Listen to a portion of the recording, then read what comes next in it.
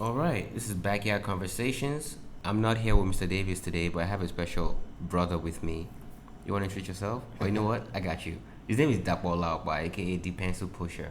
All right, this is my brother from day one, and we've done a couple of projects together in the past. From video podcasts like YouTube content, and now we get a chance to sit together in this wonderful city called Lagos and do an episode. How you doing, man? Good. It's been a while. Who's counting? Right? It's been a minute. Yeah. All right, so Let's get into it. let's get right into it then.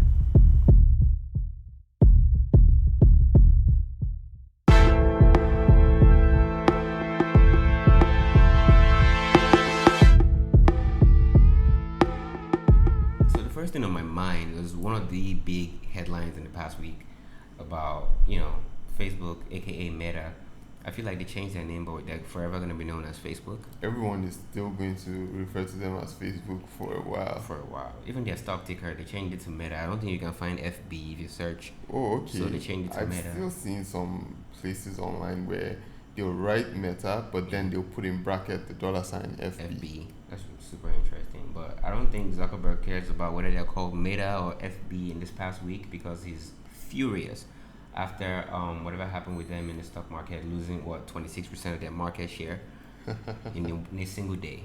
So, my opinion is that that was like an overreaction in the market. I think markets are not very rational. So after the earnings call, they announced that yes, this is the first time they're having declining, new or active users, Yeah. and probably maybe that would also affect like declining revenue or profit or whatever. And then of course people now go to the market and dump the stock. Right. But looking at what Facebook is now, how big they are, and what they've built, and all the products they have, and all our attachment to those products, how much we still use WhatsApp, how much we still use Instagram, even though the main big blue app seems to be in decline. I don't. I think they own Oculus as well. They're going to be around for a while. They're still going to be around for a while. So anyone who's dumping the stock now, maybe something happens to Facebook somewhere 5-10 years down the line. If someone is dumping the stock now, then I'm wondering what they're running away from. Are they running away from that maybe risk of them, being non-profitable 5-10 years from now, or are they running away from it just in the immediate? It seems like a very short-term, overreaction or knee-jerk reaction to that earnings call. So that's what I think of that. I don't think, despite all the things about them getting drawn to Congress every once in a while and all that, they're still pretty solid. We can't help it. Even the reservations we have against Facebook and maybe the privacy concerns and all Yeah. that, they pretty much have the foothold. Interesting. I mean, I agree on the one hand with everything you say about how they keep getting in trouble with the Senate. It's like being called to the principal's office every week. And so for them, that's like their normal behavior, right? Well, one thing I noticed was this came after, obviously, the earnings call you talked about, when they talked about slow growth Yeah. or declining growth, if you want to get really, really precise about it.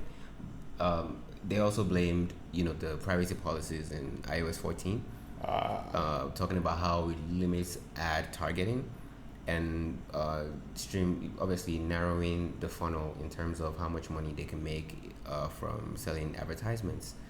And I read a quote somewhere, I forget who it was, that if your business is at the brink of quote unquote collapse, which is being dramatic, right? Because people are enjoying their privacy, then maybe you're in the wrong business in the first place. Yeah, I think I And saw so, that too. and so it's something worth noting that even though Facebook is this juggernaut, right, with this amazing list of companies, in WhatsApp, in Instagram, which they've been trying so hard to monetize for creators, Mhm. and with Facebook itself, the big juggernaut, and Facebook Messenger, which is one of the top two, WhatsApp, second messaging apps in Apps. the world. Yeah. The top two are owned by the same The company. So there's a huge overreaction, like you said. It's like, well, why would you freak out with knowing that these guys are poised for like the next 10, 15 years with the way they're going? Like, it's going to be very difficult to knock Facebook off the perch. One thing I would say though is this whole meta thing of trying to change the image of the company and trying to steal the catchphrase meta and get ahead of everybody else, help them miss the ball in terms of Instagram versus TikTok. Maybe they didn't miss it, they just didn't want to talk about it in their earnings call, right? Maybe they're just so ashamed. Because what TikTok is doing in ramping up user growth, monetizing for creators, and keeping people on the platform, because users end up spending more time now on TikTok than they do on Instagram, thanks to infinite scrolling, right? Because all the content is right there in front of you. You don't have to navigate to another tab like you have to do in Instagram for like your posts, your stories, your reels. And that's because TikTok is one content type, right? It's whether it's dancing or memeing or lip syncing videos that you're doing layered on top of music, right? Or no music, maybe a voice note or something. That's like the one content type. Instagram is a bunch of content types, right? You've got your static photos, you've got your IG videos, you've got your reels, you've got things that are made like for shops, you've got things that are made for ads. So it's like a hodgepodge of different content types. It is. And so imagine taking the reels feature alone and then having to sprinkle it across all those different content types. Of course, you're going to get less engagement as compared to a TikTok where people are going there for the particular content type that it shows. But so far, I think reels. We even forgot to mention stories. So there's also stories in there as well. So I mean, someone which they stole from Snapchat, right? Exactly. So it makes sense that TikTok will be doing a bit better than Reels is. But I think the Reels thing, of course, based on the fact that they already had active users on Instagram, them putting it in was, from their own point of view, a smart decision. But I mean, Facebook is going to be around. People dumping the stock is, I guess that's how markets run. People get scared, and people don't want to see red in their portfolio. So, speaking of juggernauts and big companies that are going to be here for a long time, Apple's earnings calls wasn't too long ago either. It was, I think, a couple of weeks ago now. Okay. And in the midst of this crazy pandemic we're still stuck in, it was surprisingly, I don't know if it's surprisingly, but it was one of their best quarters. And they sold a ton of devices, and it makes you wonder, where's this money coming from? Who's buying all this stuff? And to add a cherry on top, they announced recently that they're going to be partnering with Stripe to bring contactless, tap to pay on the iPhone, which essentially turns the iPhone into a POS terminal. So, Apple is not, like we've said, like they're not going anywhere. Nothing's happening to Apple. The funny thing about this new tap to pay thing, it seems like I have seen them announce it on like 2 or 3 different occasions, right? And I don't know what the difference between this particular implementation is and the implementation they probably announced before. I think this might be the first time where it's like device to device with no intermediary. But now you mentioned that maybe Stripe is facilitating it, so maybe that's still some sort of intermediary, but it's very non-pronounced. So people who are doing it don't even know that it's a Stripe integration. They will just probably blend it right into the wallet app or something, which is good, but then puts a dent in the business model of Square. It really does. Yeah, which, I mean, Square's whole founding was the whole idea of using your phone as a POS. Right. And even some of the POSs that you see around, they're literally phones, like Android phones, with a POS built around them. Yeah, or even iPads, with the casing, So Apple now making that a native thing, and Apple has had that thing of like cannibalizing features, right? So, or not, well, so a product exists as a discrete thing, and then they just come make it a feature, and then it basically just kills. But Square has other things going for it, like the Cash App and other things. So we'll see how that goes. It's interesting that they're doing this. I wonder how much people would use this as compared to previous announcements of contactless payments that they've made before. Yeah, I feel like obviously entrepreneurs are the ones who are going to hop on this, right? And to Yeah, begin with, most likely small businesses small and stuff. businesses. Yeah. I don't see big box retail stores like getting into it like right off the bat, because are they going to use the employee's phone, or are they going to have to like commission new enterprise type phones for the employees? And this is the United States only for now, right? And So it always starts US only. exactly, before it trickles down to the rest of the world.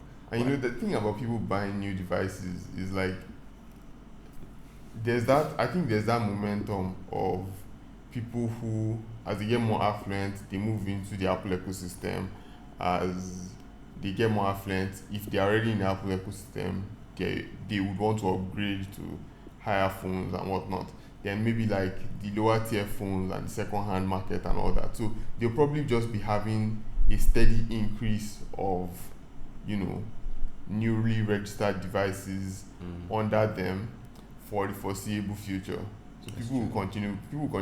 It will probably not be as rapidly increasing as Android, being that it comes in at a lower price point, it's more available and all that. And there are more OEMs, but Apple will continue having that growth. I expect device growth to flatten a bit over time, but it'll continue to grow. What I find peculiar about this implementation is how, on the one hand, the iPhone has always been able to pay wirelessly, you tap, right? So you have your cards in your wallet, you tap at a pay terminal, it works. And now they've been able to successfully reverse this process where, you know, now the device itself is a POS. Okay. So that's the main difference. The main difference. So it's a two-way street now. Here's another two-way street everybody's been waiting on with Apple, in that we know this iPhone 12 devices and 12 Pro, 13, whatever, and they have the MagSafe wireless charging on the back. But they don't have reverse wireless charging unless you get the Apple brick, which is the Apple MagSafe battery. So that's the only device that charges externally with help of the iPhone when it's plugged into power. Does that make sense? Yeah, but it's not even really reverse. It's not really reverse. It's like conduction. So what happens is you plug your iPhone in, you put the MagSafe battery on top, and then the charge going into your iPhone also goes into the MagSafe battery. Right. Of course, Samsung has had reverse charging for a while, where you put your Samsung phone on the table, you put your Samsung buds on top of it, and then the phone charges the buds. It would be nice to charge AirPods iPhone, that way, right? I think it's something Apple would do eventually when they can significantly increase the battery life of the iPhone. And like Apple does with most things, they usually take their time. You know, before the execution has to be flawless, right? They don't want another like antenna gate or some other gate. And I think what you said about how Apple sees the iPhone, I feel like consumers should try and see it the same way. Like it's more than a phone. It's not just something you put in your pocket and you text and call with. To them, it's a mesh of a network of devices around the world that they're going to use to increase their user base. Think about how AirTags work. You don't even have to have an AirTag for your phone to be able to help someone else find theirs, because the iPhones are talking to each other in proximity, right? So think about the implication of this in like VR and AR in the future, when Apple's going to be probably using these devices to communicate with each other, to create stronger bandwidth, stronger network for people without even I don't want to say without your consent, so it doesn't sound illegal, but without you having to worry is a better way to put it, if you're being diplomatic, right? And so once we start seeing this device as just like little pieces in Apple's ginormous Lego, they have some kind of ultimate peak they're heading towards using services and accessories, then you realize that this is a long game. Yeah, of course. So I mean, the cycle that usually happens is there's stuff that the company wants to achieve or that dreams of achieving, and then there's stuff that like you see the market or user demands or user needs tending towards. And so companies usually, bounce back and forth between those things that they want to do and things that their users need and their users are asking for. And once you have a sufficiently large number of interconnected devices, it could be anything. It could be fridges, it could be TVs, it could be whatever. It could be a smart water bottle. Once you have a sufficient number, then you start to aggregate and say, okay, what can I do with this large number of? And once I put all these, different nodes as it were together, then there's something interesting I should be able to do with it. And so that's what Apple's going to do, it's what Samsung's going to do, it's what Google's going to do, it's what Huawei's going to do, it's what anyone with a large number of devices in multiple hands that are all connected to the internet is going to do. They're going to try and see what they can do with, that collection of data. And of course, like, users don't just see their iPhones as phones, or anyone with a smartphone. For many people, it's the hub of their digital life. Yeah. So, I mean, before, the personal computer was the hub of your digital life, but a smartphone is like so much more mobile, and a smartphone of today is so much more capable of than the laptop of yesteryear, when those laptops were the hub of people's digital lives. So it only makes sense. I agree, and I think we should bring this back home a little bit, and let's talk about what's been happening in terms of produce and production and exportation. In that Ghana have always been known for being a major player in the exportation of cocoa, right?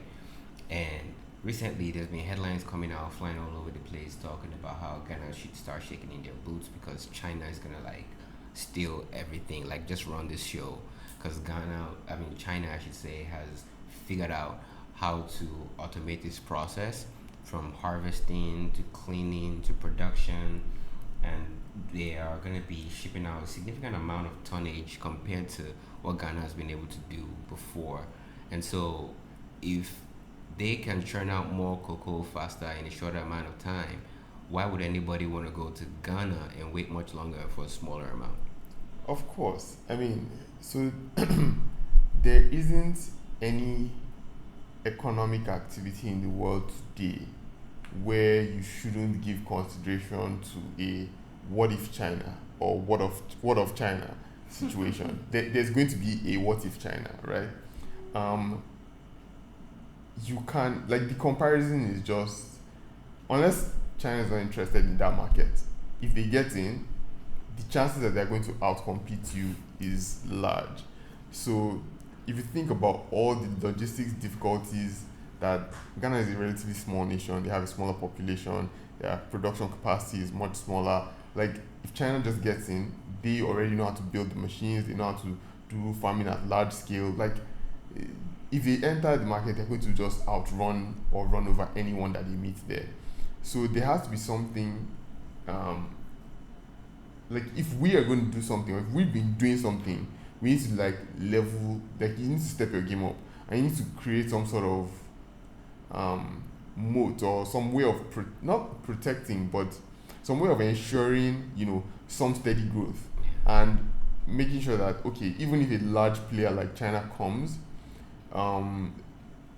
you wouldn't be too adversely impacted on the downside, or you can at least partner with them, or do some, basically give yourself some degree of leverage, and not just be like a sitting duck. Exactly, and not just be a sitting duck. And it seems like that's what we've been doing so far, is just we've been producing cocoa, and with our bare hands, let's just continue. And then China wakes up one day and says we're doing cocoa, and in 24 hours they are doing it better than you are, 10 times the scale. Or like, let's marry more wives, so we have more children to work the farm, see if they can harvest more cocoa faster. So while each child is incubating for 9 months, China has built how many thousand machines? You have no idea. Nah. There's numbers coming out about how they've planted 2 billion trees over the past 6 years. Yeah. Well, I would always proceed with caution, especially with news coming out of China, because the news is heavily regulated by the government, and we cannot dismiss the fact that we can't really verify this information. True. So even if they want to just like let out all this stuff to just strike fear in the hearts of competition, just give them something to worry about, I think either way they've been successful. So here's the thing with that notion, right, is that, first of all, if it's very, very possible, right, for it to be true as is, that China has woken up and started producing cocoa, and they are doing it at a much larger scale.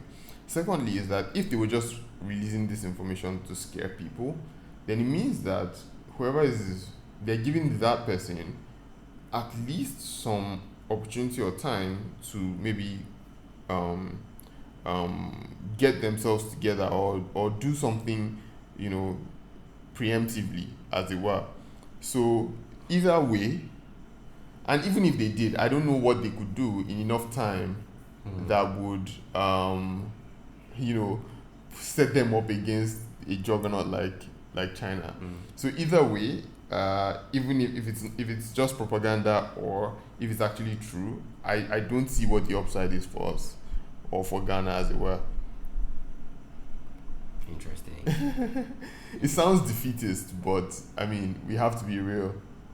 Oh yeah, I think we always have to balance pragmatism with optimism, and in this case, even if Ghana we're gonna do a Thanos finger snap and try and hit the reset button, it would take forever for them to be able to create the opportunities for themselves using the latest technology. Even if everyone went back to doing it with their bare hands, Yeah. China's landmass and population alone, is, and this is where like the inter-Africa trade thing would have been very helpful, because I mean, you can cooperate, you can collaborate with other countries who are also producing cocoa and say, okay, let's at least scale, this thing up together. But hey. All right, let's move to even more controversy. So there's been a lot in the news lately about Spotify, Joe Rogan, anti-vax, this or that, miscommunicating. I haven't followed the news as closely as probably you have, but I know it's been mostly on the front page of a lot of tech blogs, because obviously, Spotify is one of the significant tech companies. Yeah. And it makes me wonder why there's so much backlash against the corporation that used to be everyone's beloved streaming service. So I don't like calls for censorship, because it's a slippery slope, right? You say this thing is bad, so you censor it. Then what happens? Someone else says that thing is bad, then they censor it, and then before you know it, we start censoring everything, and then what's left? So if you think something is bad, come up with something that's better, right? There's a reason. I don't know what that reason is, but there's a reason that the Rogan podcast is as popular as it is. In fact, many people often contrast it with his podcast versus mainstream. But when you look at how large, and the fact that we're even talking about it, he's pretty much mainstream as it gets now.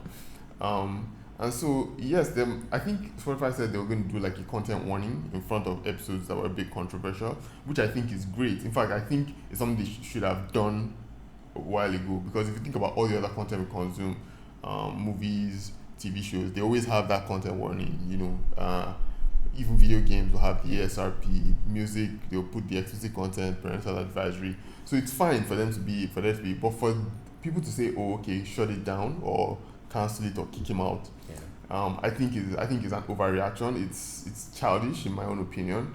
And the other thing is that his podcast has leverage, right? He has millions of people listening to him every day, and he does like a 4-hour stretch of content. Like, think about the last time you saw something apart from movies, or maybe people binge watching TV shows that attract people's attention, and then he goes deep on some of these topics, that any other media platform would do. So calling for him to be censored is not, if Spotify decides to wake up and kick him out, he'll just take all their audience to wherever. Yeah. And it brings me to the stuff we were talking about the other day, where I even like when people go to open protocols. You want to do your podcast, put it on RSS. It's an open protocol. There's nobody telling you what to do. Talk to the masses. Nobody telling you, what to do. And speaking of, Neil Young then said he's pulling his stuff. There was all that, and I was like, okay, what's the fraction of Spotify users, or the Venn diagram of Spotify users and Neil Young fans or Neil Young listeners, right? And then if you now look at that fraction, you're like, how many people, if all those people say they are not coming to Spotify again, like the only thing they listen to on Spotify was Neil Young, and then, all people say they're not going to Spotify again, what happens to Spotify? Do they really feel that dense? I doubt they'll feel anything. Then a few days later, I see that Neil Young guy has launched his own app, and it made me laugh because I'm like, okay, now your incentives are clear. Like it wasn't really that you cared about COVID or whatnot. Maybe he did. I mean, we can't project our impression, but at least him launch his own app basically just shows that incentives. Musicians have been complaining that they want more revenue from their streams and whatnot. So him launching his own app and taking his content off a major platform like Spotify would probably put more money in his pocket if all his fans leave Spotify. And how do you get something as drastic as all your fans leaving Spotify? You hop on a contentious, topic. So they'll be fine. Spotify will be fine. Rogan will be fine. Young will be fine. Yeah. Everyone else will be fine. Everybody will be all right. Everybody will be all right. I mean, the fact that we're talking about them means they're probably doing good anyway. Anyway, right? So, with Neil Young and being opportunistic and moving his library to a private app, good luck to him. If he's with a label, the label will still come for a piece of the pie, right? Right. If he is the label, well, congratulations, he has hammered yet again. He has hammered if every single person who listens to his music decides to listen to the app and pay. Exactly, and actually pay. Because that's one of the things that Taylor Swift did recently by re-recording an entire album that she'd already done before, just so she could have more of the ownership to the record. And what I would say though about people always calling for someone to get kicked out when they do something wrong is I've always likened cancel culture to like a lynching mob, but with more cowardice.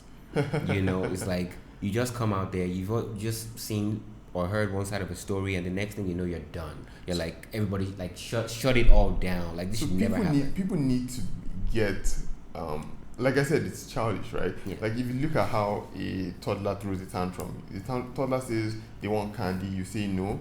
They don't care your reason for telling them no. They just want to like burn everything down. Burn it all. Yeah, like they So people grown up adults walking through society need to know that everything is not going to go your way. You're not going to see all the content that you agree with all the time. People need to get comfortable with hearing things that they don't. I've listened to Rogan's podcast and I've seen him say things where I think, hey, he's being a jerk here. Or I've seen him say things that, this opinion I don't quite agree with.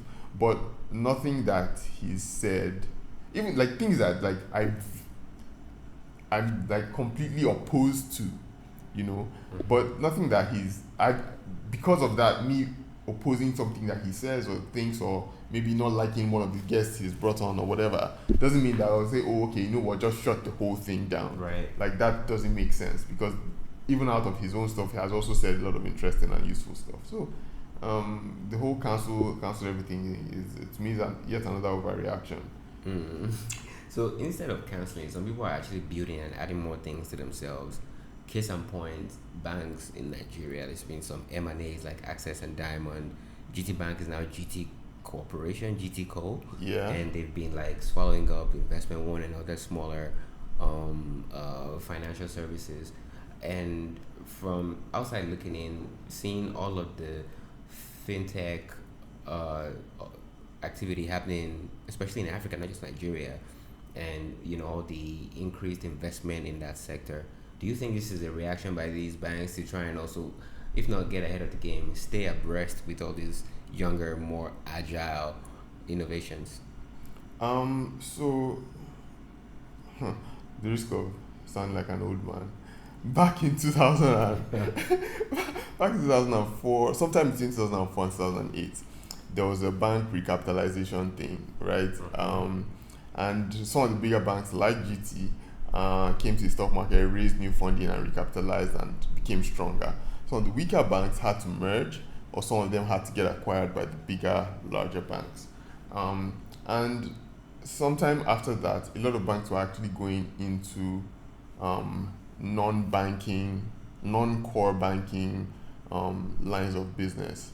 There was a concern there that, you could use it to do like wash trading or money laundering. Wash trading is basically when you buy your own thing in order to up the value, or money laundering, people just taking dirty money, passing it through, or instead of just keeping it in the bank, we'll put it in what we call an investment company, and then will bring it back out and tell you that it is the profit of your investment, So I think those were some of the concerns. To the best of my knowledge, this is far back ago. Yeah. And so CBN told the banks to spin off all their non-banking subsidiaries. So that was when Investment One came out of GT, and there was a bunch of other banks that had those issues. One bank, funny enough, that didn't seem to spin off was I think Stanbic, because they still have the pension thing is in there, the investment thing is in there, and many of them now moved to this holding company structure. So First Bank, Stanbic had been in that holding company structure for a while.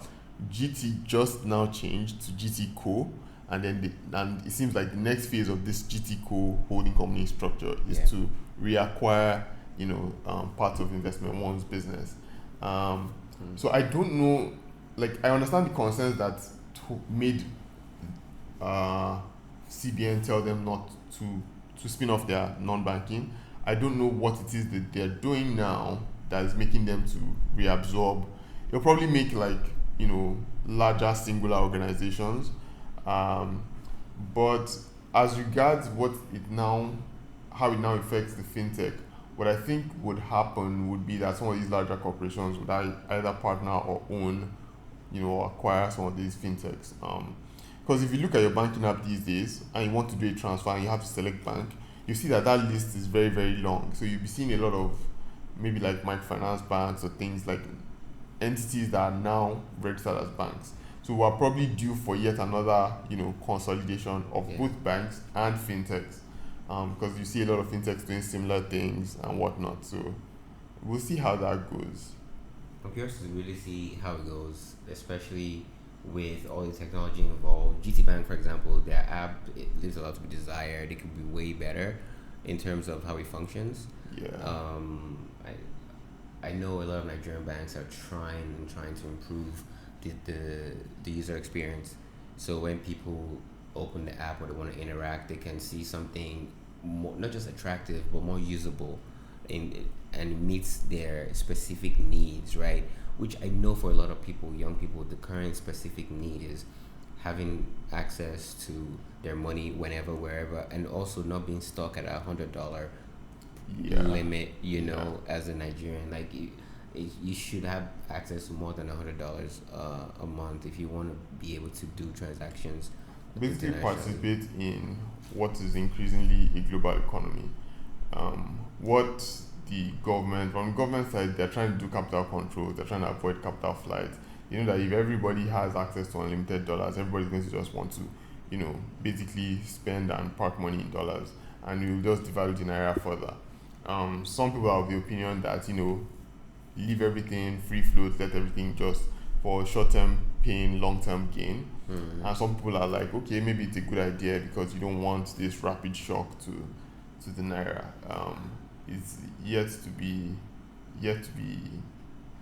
decided, as it were. But it seems like the capital controls are doing more harm than good, to be honest.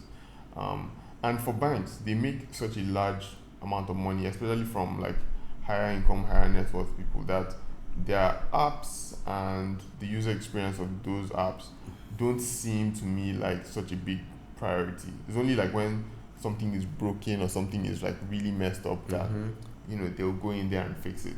GT Bank actually tries to launch a second app called GT World, and I don't know, I don't use that app because I've been so used to using the original app, so I just use that one, and that one basically meets my needs, even though there's stuff to be desired on the user experience side.